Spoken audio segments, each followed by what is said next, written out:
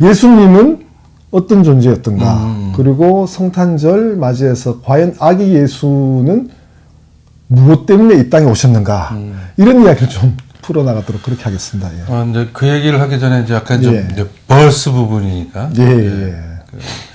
제가 이제 2016년에 감리회에 이제 감독 선거를 제가 직접 참여를 합니다. 예. 하면서 그 아주 어마어마한 절망감에 빠져요. 그러니까 끝나고 나서 배반과 절망, 이게 과연 이 교회가 이게 희망이 있는가? 정말 이 교회라는 이 집단이 희망이 있는가? 그리고 정말 예수를 좀 심하게 얘기하면 팔아먹고 있는 이 작자들이 정말 희망이 있는가? 나는 그래서 교회가 바뀌면 좀 세상도 바뀌지 않을까? 우리나라의 구조와 시스템이 좀 바뀌지 않을까? 예수가 뭐냐? 예수가 누구냐? 예수가 누구냐? 라고 얘기하면 저는 정확하게 얘기합니다. 예수는 사회적 혁명가였다. 사회적 혁명가였다. 예. 사회적 혁명가로서의 예수, 역사적 예수는 분명히 정확히 혁명가였고, 그리고 잘 아시는 저희 본디오 빌라도라고 하는 사람이 있어요. 이 사람은 예수를 정확하게 정치범으로 사용시킵니다. 그렇죠. 그 당시엔 그럼 왜 예수가 정치범이었냐? 왜 예수가 죽임을 당할 수밖에 없었냐? 이런 것에 대해서 한국 교회가 언제부턴가 싹 사라집니다. 예수가 어떻게 살았는지 관심도 없어.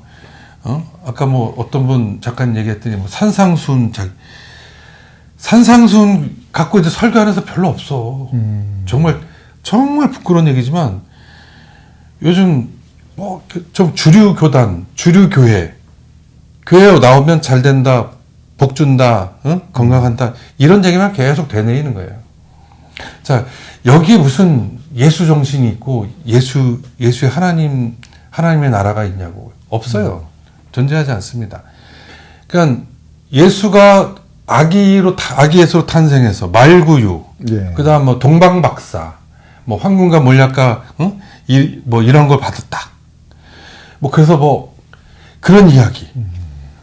그리고 그가 우리의 죄를 대속하러 오셨다.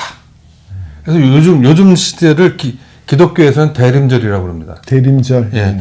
제가 여기서 기독교라고 얘기하는 거는 로만 캐톨릭 플러스 개신교 플러스 동방정교회 이런 애들 다 통칭해서 기독교. 제가 이제 그래서 구분하지 않습니까? 그건 우리 사회자님이 인식했는지 모르겠지만 그런 기독교들은 지금 대림절이라고 합니다. 대강절이라고 하고 어쩌고 그러는데 대강절은 대강 끝났어요. 요즘 이제 대림절이라고 그래요. 거의 대림절이라고 임한다 그래서 그걸 이제 기다린다. 임하는 걸 기다린다. 왜? 나 대신 내 죄를 지고 죽을 사람이니까. 이런 좀 묘한 희생양 프레임이 우리 영혼에 있는 거예요. 사실은 희생양은 는의 지랄을 한 사람이 있어요.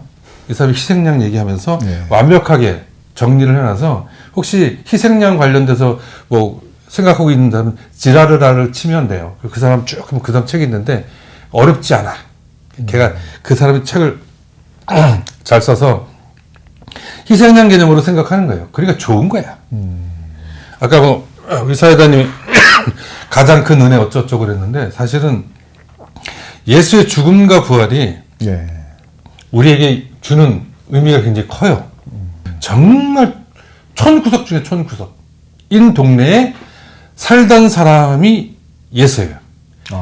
이 사람의 직업이 뭐냐? 성경에도 나와요. 동네를 갔더니 제 목수, 한국어로 목수라고 번역이 되어 있는데 여기 목수 헬라어로 테크톤이라고 그래요. 테크톤. 근데 이게 번역이 잘못됐어. 우리 할아버지들이 그 당시엔 노가다가 없었잖아. 그러니까 목수는 굉장히 고급스러운 직종이고 뭔가 있는 기술자. 사실 이게 테크톤이라고 하면 어떤 사람이 잡부 잡부. 별의 별일을 다 하는 거야. 뭐, 야, 하수구 문제 있어. 그럼 하수구 고치고. 야, 뭐, 지붕이 이상해. 지붕 수리하고. 뭐가 무너졌어. 그런, 아주 잡스러운 일을 하는 전문인이 아니에요. 그 사람의 직업은 또 목수야. 그럼 이 사람은 나사렛 사는 동네는 먹거리가 없어. 세포리스라고 하는 그 동네에 가서 먹고 살아야 되는데, 기원 후, 약 4년쯤. 그러니까 이때 뭐 대충 예수님이 뭐 그때 태어났다라고 얘기하는데, 그건 아무도 몰라. 어떤 기억도 없어.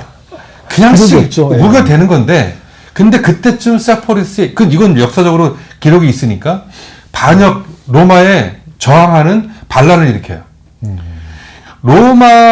이게 이제 왜 반란이 일어나냐면 헤롯 대왕이라는 사람이 있었는데 얘가 죽어요. 그때쯤. 그 어간에. 옛날에 막 뭐 갓난 아이를 다 죽여라 했던 사람은 유명한 헤롯.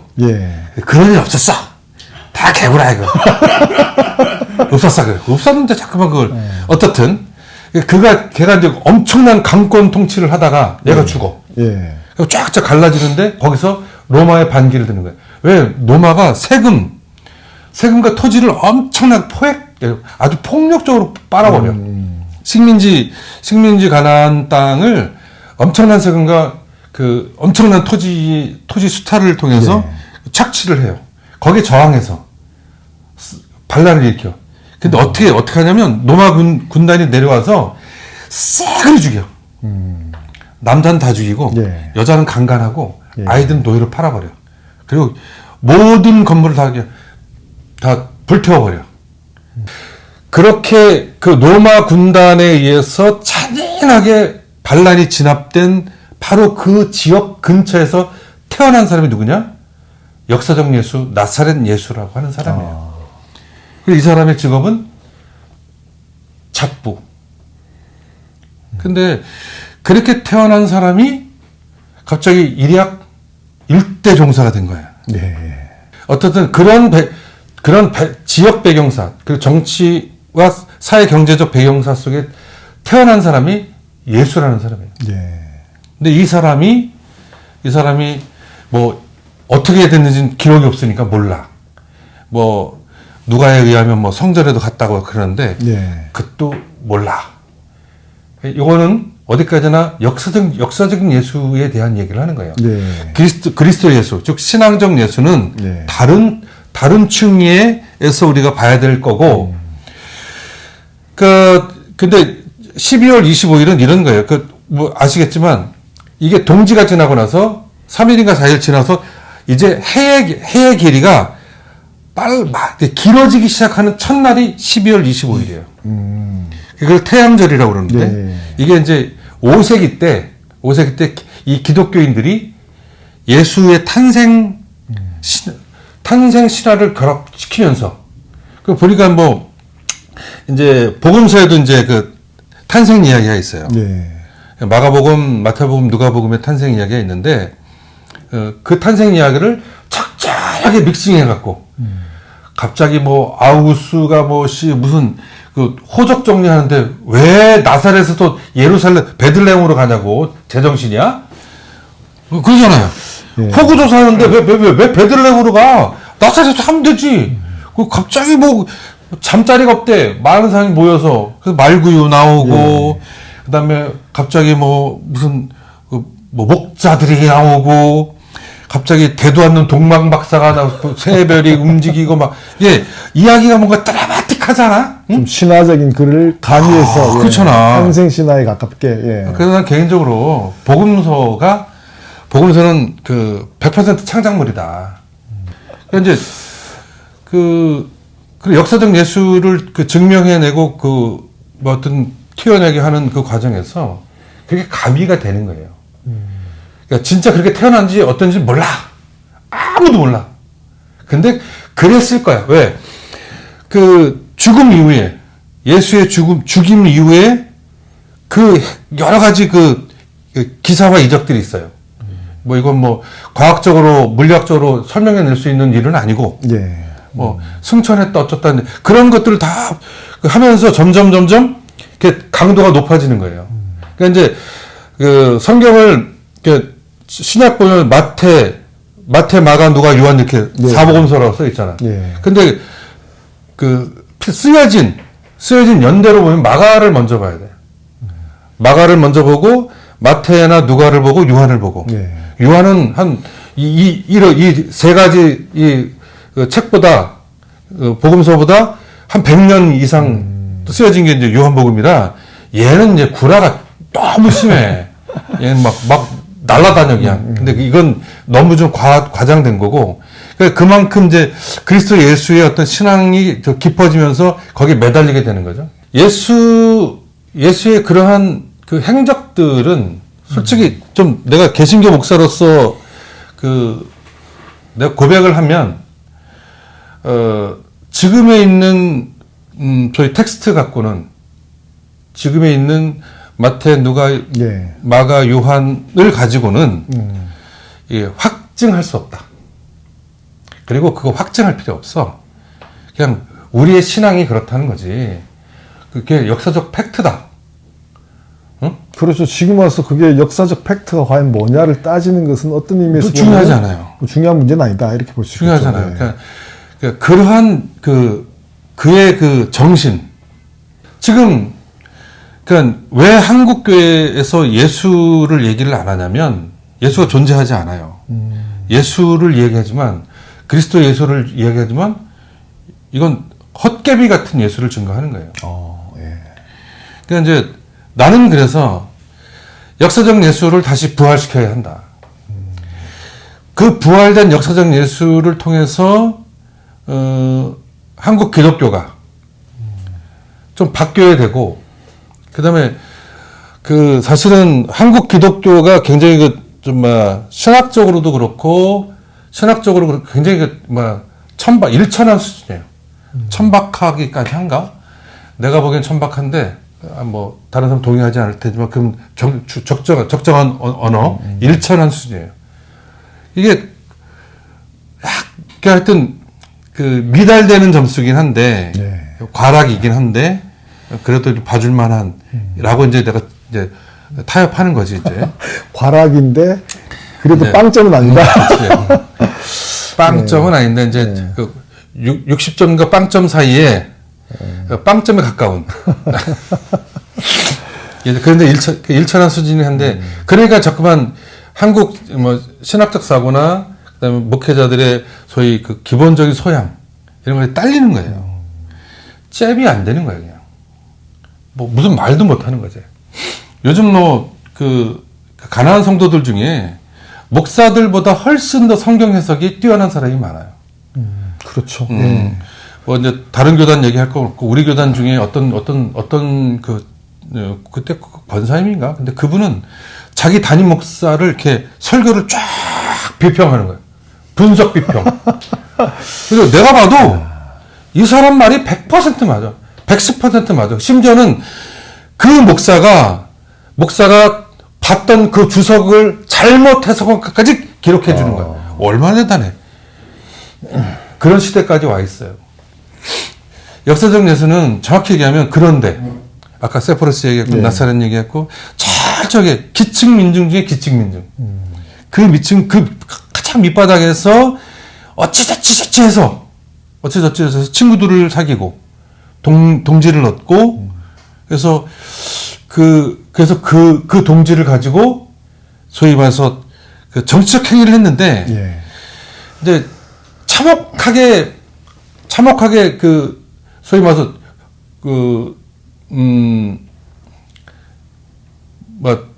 우리 무슨 투쟁이라고 하지?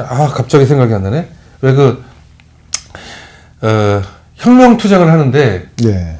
폭력혁명이 얼마나 참혹하게 치도곤을 당하는지를 안 거지. 그리고 내가 보기엔 이거 어떻든 제 해석이에요. 예수는 비폭력 혁명 플러스 폭력혁명에 새로운 사익길을 만들어냈던 사람이라고 난 생각하고 그리고 그렇게 나는 고백을 해요. 왜냐면 현대 지금 성서고고학 언제 또 시간이 되면 예. 내가 그 현대 성서 고고학에 의해서 지금 이 기독교의 그 소위 텍스트를 어떻게 해석해야 되느냐 이런 것도 한번 우리가 뭐 얘기를 좀 해줄 수 있는 할 기회가 있으면 했으면 좋겠는데 지금 현대 성서 국악이 어마어마한 발전했고 어마어마한 발견들을 많이 했어요. 그리고 실적으로 어마어마한 그 자료들이 있어요. 근데 이걸 안 봐. 목사들이. 왜? 불편하거든. 그런 게 필요가 없는 거죠. 필요 없지. 교회에서는, 예. 자기가 사는데 아무런. 그러니까 예수쟁이가 된다는 것이 얼마나 힘들고 얼마나 고통스럽고 얼마나 헌신적이야 하는지를 그렇죠. 이야기해야 되는데 못하는 거야. 믿으면 천국 간다. 아 좋잖아. 그냥 믿기만 하면 돼 그냥. 근데 뭘 믿어야 될지 모르잖아. 믿어야 되는데 믿는 내용이 없어. 그래서 내가 또 당신이 믿는 게 뭐야? 얘기해봐. 독생자래. 독생자? 그래 내가 양보할게. 그래 독생자. 그래 그리고 또 뭐? 구원자래. 구원자? 뭘? 누구를? 그렇지. 왜? 뭘, 누구를 왜? 이렇게 나오는 거죠. 뭐 때문에? 네. 라고 하는 질문들 하나하나 해들어가는 거예요. 예수가 구원자? 언제? 예수가 얘기했어? 예수가 한 적이 없어! 심지어는 드라마 대본에도 없어! 물론, 요한복음은 거기 그 걔는, 그 지금 드라마로 얘기하면, SF 그 당시에. 요한복음, 그치. 그 SF지. 막 시공간에 날아다니고 막 그냥 날아다니잖아. SF 추천도서냐 다니엘 그 이제 예스겔이라는 그 성경이 구약 성경이 있는데 그 챕터도 SF야. 보면 SF 무지막지. 근데 어쨌든 그런 건 다 날라 버리면서 이제 그 헛껍데기를 믿는다 그러는 거예요. 이걸 전문 용어로 미신이라고 그래요. 아, 결국. 미신이라고 하는 건 알지 못하는데 믿는 거야. 미신이지 뭐야. 아니 이렇게 대단한 고급진 종교 가르침이 미신으로 추락한 거야. 추락 정도가 아니라 몰락해버린. 한국 교회의 가장 큰 죄악 중에 하나는 그 엄청난 그 믿음의 가치를 가장 그 정말 아무것도 살 수 없는 그런 그 하수구에다가 버려버린 거예요. 그리고 나서 그것을 거기다 금을 입히고 거기다 다이아를 박아대고 응? 거기다가 막 온갖 치장을 해버리는 거야.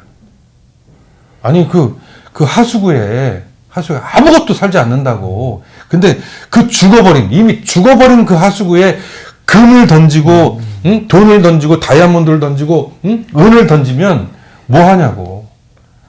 거기 뭐 그게 갑자기 뻘떡 일어나서 새로운 향기를 피워내고 막 꽃을 피우고 열매를 맺고 안 하잖아. 거기 막말로 사과 하나 배 하나 복숭아 하나 자랄 수 있는 곳이 아니야. 심지어는 연꽃도 못 펴 거기. 그런데다가 계속 꿇어박는 거야. 그렇다면은 역사적 존재로서 어떤 실존적 존재로서 예수는 사라진 채 뭐 말씀하셨듯이 한국의 이 기독교 개신교의 현실은 이미 시궁창 속에 빠져 있는 거와 다름이 없는데 다름이 없죠. 그러면 이 상황 속에서 과연 우리가 교회, 믿음, 구원 어떤 의미로 이해하고 받아야 되는 건지 뭐 목사님 말씀 듣다 보면은 이거 끝났어 끝이야. 이게 뭐 개신교뿐만 아니라 종교도 이미 다 이제 끝난 거야. 그러면은 새로운 패러다임, 새로운 어떤 질서, 새로운 어떤 뭐 목표 지향 이게 이제 나와야 되는 그런 상황인가. 그렇죠. 그러니까 니체식으로 얘기하면 실은 죽은 거예요, 그냥. 너희들이 믿는 실은 죽었다고. 그렇죠. 너희들이 믿는 실은 니체의 죽었다. 그 짜라투스트라는 이렇게 말했다라고 하는 그 가장 키포인트는 너희가 주장하는 것은 죽었어. 너희가 이야기하는 그거 죽었어. 죽었는데 왜 죽은새 불알 만져? 라고 얘기하는 거 똑같은 거예요. 근데 사실은 이런 거예요. 지금 우리가 21세기를 살고 있는데 예. 지금 대한민국은 내가 보기에 대한민국 교회, 예. 한국교회 예. 여기 캐톨릭도 들어가는 거예요. 예. 한국교회는 내가 개인적인 보기에는 얘들은 구석기나 신석기 하는 것 같아. 아주 전근대적이야. 자, 그럼 전근대와 근대를 나누는 그 기준선을 이야기한 사람이 있어요. 예. 막스 베버라는 사람이 이야기했는데 이 사람 딱 세 가지 조건이 있다. 하나는 분화, 하나는 개인화, 그다음 하나는 합리화. 이 세 가지를 얘기를 해요. 이 분화라고 하는 것은 막 이렇게 하나, 뭐 한 무더기, 한 곳, 뭐 이런 것만 있는 게 아니라 하나의 진리가 있는 것이 아니라 다양한 진리, 그렇죠. 예. 모두의 진리가 있다. 그것이 근대 정신이다.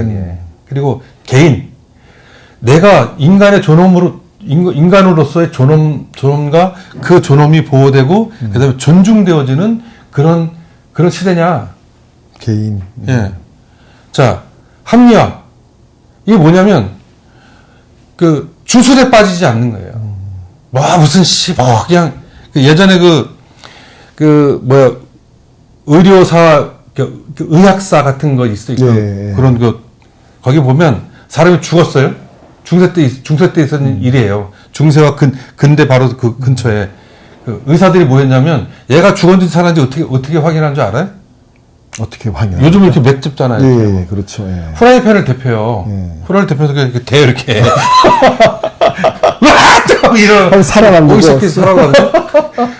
대 이거 쥐! 근데 죽었어. 처리해. 그래도 나름대로 그 시대에는 과학적이고 합리적인 굉장히 합리적인. 예, 그렇죠. 근데 지금 봐봐요. 그 얘기하면 어떻게. 그러잖아요. 12구 참사 때도 막 그러잖아요, 지금. 그거하고 뭐가 다르냐고.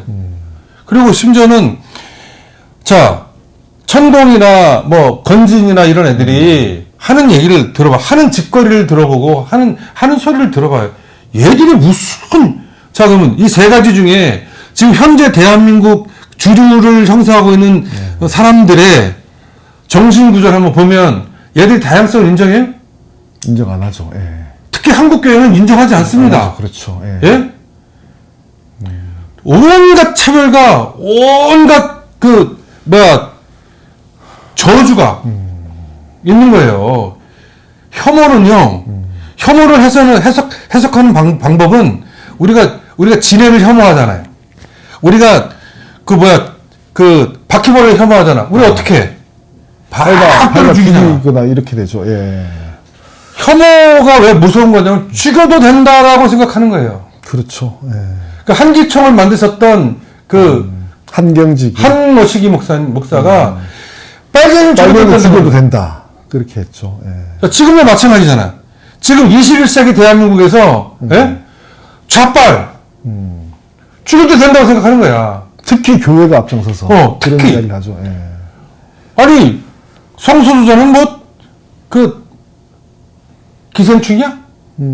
그렇죠. 아니잖아. 기생충처럼 취급하고 있죠. 예. 그들의 그렇죠. 인간적 존엄과 그 존엄성이 왜 존중받고 보호되지 못하냐고. 그러니까 대한민국이 아직 미개와 야만의 사회라고. 자, 게이? 왜 있는데? 아니, 한모식이 총리 그 자식이 그러잖아요. 예? 사람이 죽었는데. 좀 치료 좀 제대로 받지. 이게 개인의 문제? 국가는 어디 갔어? 그렇죠. 이 사람이 존중해야 되는 국가는 어디 갔냐고. 이 사람을 인간으로서 함양시켜서 향유할 수 있게, 자기 삶을 향유할 수 있게 만드는 국가는 어디가 있냐고. 없잖아. 그렇죠. 예. 합리적이야? 온갖 주술이 난무해. 아니, 내가 태백산 올라가면 거기 어떤 사람이 났는데 그래서 무슨 보살님이 온 것 같아서 얘기했더니 자기 무당이래. 그게 뭐 하시는 분이한테 목사라고 그랬어. 목사님이세요. 제가 무슨 교회 그 집사였는데. 집사인데 왜 무당이 됐냐고. 어디 무슨 기도원을 갔대. 기도원가 막 기도했는데 갑자기 신이 내렸대. 그럼 무당이 됐대. 아이씨. 그럼 예수신이 내렸거나, 뭐, 성령신이 내렸거나, 그럴 거 아니야. 근데 왜 무당이 되냐고. 왜 잡신이라고 그러면 안 되나? 아이, 사실 모르겠는데, 하여튼 뭐. 교회도 뭐 비슷한 수준이잖아요. 뭐 들어갔대. 그래서, 아니, 무슨, 교회, 목사가 설교하고, 네. 통성기도 하다가, 아니, 근데 이제, 신접하는 사람도 있어요. 실제로. 그렇죠. 못 봤어요? 예, 막 봤습니다. 기도하다가, 예. 꼬꾸라져요. 예. 막 뻣뻣해. 그럼 진짜 무당이고 뭐 신이 내리는 것처럼 휙 넘어지기도 그래. 그럼 막 주물러야 돼. 대신 이제 여성들이 많이 넘어지기 때문에 내가 저기 넘어지면 탁 여자 권사님 장로님 보고 이게 하라고 그러거든. 힘이 좋아야 돼. 이게 막 근육 뻣뻣해. 간이 안 좋아서 그래. 간이 안 좋아서 넘어진다. 그럴 수 있죠. 예. 막 몰두해서 하다 보면 예. 이게 한국 교회의 현실이고, 이게, 근데 봐봐요. 이 한국 교회의 현실이기도 하지만, 대한민국 오늘 우리들의 민낯이거든요. 한국 사회의 현실이기도 네. 하죠. 예. 아직 우리는 근대도 가보지 않았어. 예? 지금 다른, 소위 선진국이라고 하는 아이들, 걔들은 지금 모던을 지나서 퍼스트 모던을 거쳐서 이제 뉴 리얼리즘이라고 하는 새로운 시대의 장을 열고 있어요. 예? 지금 21세기 세계의 젊은이들은 대한민국을 와서 향유합니다. 대한민국을 막 보고, 응? 그러다 그 10월 29일 날 죽어간 정말 꽃다운 청년들,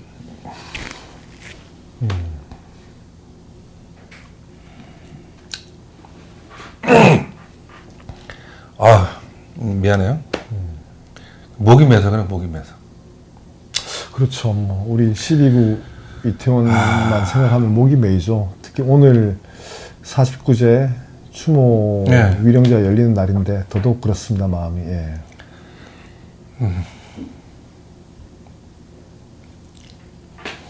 자, 목사님 물 한 잔 하고 이제 뭐 마무리하는 그런 말씀을 하면서 조금 정리를 하도록 하겠습니다. 예. 네. 오늘 못한 이야기는 또 다음에 한 번 더 그래서 오늘 이 기회를 얘기 잡으면 되기 꼭 때문에 해야겠다라고 이제 계속 꾹꾹 눌러 참았는데 이제 튕겨서 159명 응? 얼마 전에 그 친구들을 먼저 보내고 자기도 친구가 있는 곳으로 갔던 그 친구까지. 그렇죠. 마지막 159번째 희생자 나왔죠. 예. 예, 그들 보면서 그런 거예요. 정말 이 나라가 정상적인 나라냐, 이게. 응? 아니, 도대체 대한민국의 이 구조화 시스템이 왜 이렇게까지 미개하고 야만스럽고 천박하기도 하고 어처구니 없는가, 이게. 예? 이것에 대해서 우리가 이제는 같이 고민을 해야겠다. 네. 이제는 같이 떠들고, 이제, 성경적으로 살아야겠다. 우리 이제 기독교 텍스트에 이제 파르레시아라고 하는 말이 있어요. 미셸 푸코도 이제 파르레시아라는 말을 써서 이제 그런 책을 쓰기도 했어요. 푸코가. 네, 파르레시아라고 하는 말은 담대하게, 숨김도 없이 무서움과 두려움도 없이 말하라. 이런 뜻이에요. 파르레시아라고 하는 말이 성경에 근데 너무 많이 있는 거예요. 예. 바울도 그런 얘기 되게 많이 했고, 그래서 담대하라, 담대히 말하라. 이럴 때 꼭 파르레시아라고 썼어요. 한국 교회가 이제 이 말대로 살아야 돼요. 소위, 문자적으로 예수님이 이야기했다라고 하는 그 어록에도 파르레시아가 있어요. 그렇게 말할 수 있어야 돼요. 두려움 없이, 숨김 없이, 그리고 거침없이. 그렇게 나가야 비로소 종교로서의 소위 필터 역할을 할 수 있는 종교가 되는 거예요. 근데 그 역할도 못하면서 시궁창에 처박혀갖고 거기서 허부적대면서 거기서 기도합시다. 찬양하기를 원합니다. 야, 찬양하자고 해, 이 새끼야, 그냥. 찬양하기를 원합니다. 왜 네가 원해, 씨. 그냥. 교회들은 안 다녀서 그렇지만, 뽕 맞았어? 왜 그래? 그냥, 우리 같이 찬양합시다. 하면 되잖아. 찬양하기를 원합니다. 오늘 우리 하나님께서 임하실 줄 믿습니다. 너나 믿어, 이 새끼야. 왜 그걸 다. 이 목사님 보니까 굉장히 잘 하시는데, 제가 보기엔 목사님이, 너무 이 역사적 예수와 예수 정신에 대해서 몰두하지 않고, 기존의 이 대형교회 방식으로 찾아가셨더라면, 제가 보기에는 순례교회 하나 지었을 것 같은데. 길을 잘못 들어오신 거 아닙니까? 내가 그 평화의 길 정용이를 안 만났으면 내 이렇게 안 됐어. 예, 알겠습니다. 오늘 어쨌든 목사님 굉장히 긴 시간 동안에 단순히 이제 개신교 기독교에 대한 이야기뿐만 아니라 한국 사회에 대해서 또 우리의 오늘 발딛고 있는 이 사회 현실에 대해서까지 종교의 내용을 가지고 아주 구체적이고 생생하게 말씀을 해주셨는데, 목사님 저는 마지막에 하신 이야기가 참 가슴에 남습니다. 담대하게 이제는 소리쳐야 된다. 네. 잘못된 현실, 왜곡된 현실, 부정의한 현실에 대해서 종교가 침묵하면 저는 그 사회는 희망이 없다라고 생각합니다. 네, 그렇죠. 그 부분에 있어서 저는 정말 목사님 말씀처럼 그 종교가 불교이든 개신교이든 가톨릭이든 그게 중요하겠습니까? 어느 종교 이런 걸 떠나가지고 정말로 정의를 향해서, 진실을 향해서, 올바른 사회를 향해서 담대하게 외치고 진실을 말하는 그런 종교인들이 우리에겐 정말 필요하지 않는가. 저는 그것이 예수님의 정신을 진정으로 실현하는 것이고, 또한 부처님이 가르쳐준 우리가 살아가야 될 방향이 아닌가. 그런 이야기를 좀 마무리하면서 정말 목사님 수고하셨습니다. 예. 그래도 마무리로 한마디 예, 마무리 마지막 한마디. 어쨌든 하시죠. 다음 주가 예. 되면 이제 소위 성탄절인데 그래도 그 성탄절을 2022년 성탄절을 맞이하는 그 올해는 좀 약간 좀 달랐으면 좋겠다. 그러니까 이제 그 아이들에게 이제 뭐 선물을 하나 주더라도 예. 이제 이 아이들의 미래를 생각하면서 우리가 좀 오늘 사는 우리들이 보다도 본질적으로 변해야 되겠다.